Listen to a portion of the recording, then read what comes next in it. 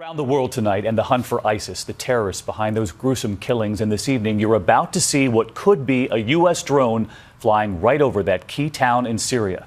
Just as President Obama says of ISIS, he wants them destroyed, dismantled, and defeated.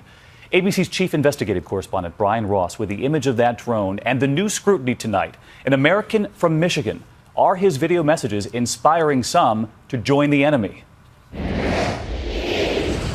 Today, over the ISIS stronghold of Raqqa, Syria, a sign of the battle that could be coming.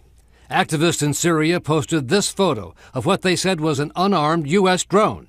The ISIS side posted its own photo of the surveillance craft circling the city.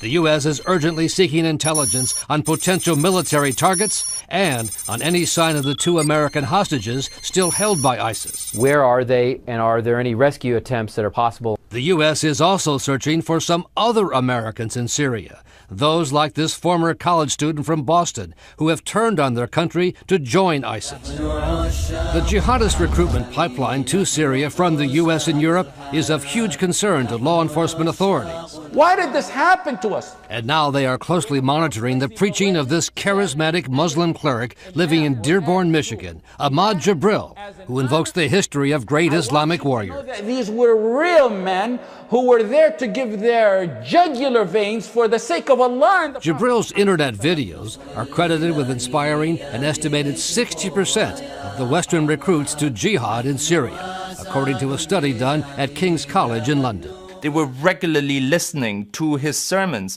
and they were clearly influenced by him. Jibril, who spent 5 years in prison on federal fraud charges, does not specifically urge his followers to violence, but says the U.S. wants Muslims to die. They're waiting for the maximum amount of Sunni death, yes, to pleasure and delight their hearts. He's feeding the narrative without actually making an open call for violence. And then when it's time to convince them to fight, you're already halfway there.